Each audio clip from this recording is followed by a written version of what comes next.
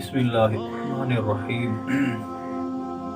ایک بزرگ رحمت اللہ تعالی علیہ کو انتقال کے بعد خواب میں دیکھا گیا کہ ان کا آدھا چہرہ سیاہ ہے۔ وجہ پوچھنے پر بتایا کہ جنت میں جاتے ہوئے جہنم پر سے جو ہی گزرا،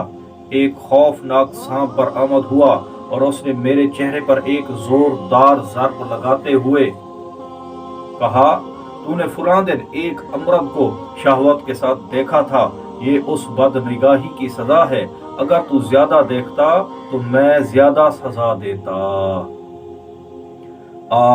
جب نظر شہوت دیکھنے کا انجام اس قدر ہولناک ہے تو پھر اندیشہ شہوت کے باوجود امرد کی مسکراہٹ سے لطف اندوز ہونا، بلکہ خود اس کے سامنے اس لیے مسکرانا تاکہ وہ بھی مسکرائے، اس سے دوستی اور ہنسی مذاق کرنا، اس کو چھیڑ کر غصہ دلا کر حظ یعنی مزہ اٹھانا، اس کو آگے یا پیچھے اسکوٹر پر سوار کرنا، اس سے لپٹنا، اس سے اپنا جسم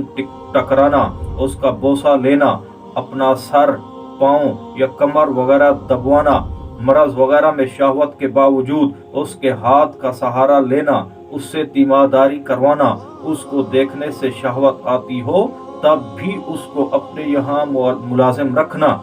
مذاق میں اس کو دبوچ کر گرانا، اس کا ہاتھ پکڑ کر یا اس کے کندھے پر ہاتھ رکھ کر چلنا، اس کے پاس بیٹھ کر اس کی ران پر اپنا گھٹنا رکھنا یا اس کا گھٹنا اپنی ران پر رہنے دینا، معاذ اللہ عز و جل مسجد کے اندر نماز باجماعت میں اس سے کندھا چپکا کر کھڑا ہونا وغیرہ وغیرہ حرکتیں غضب الہی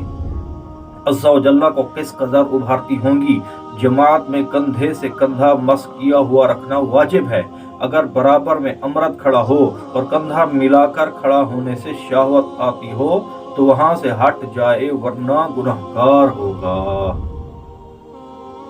مکاشفۃ القلوب میں ہے، جو کسی لڑکے کا شہوت کے ساتھ بوسہ لے گا وہ 500 سال جہنم کی آگ میں جلایا جائے گا۔ کر لے توبہ، رب کی رحمت ہے بڑی، قبر میں ورنہ سزا ہوگی کڑی۔ صلو علی الحبیب صلی اللہ تعالی علی محمد صلی اللہ علیہ وآلہ وسلم۔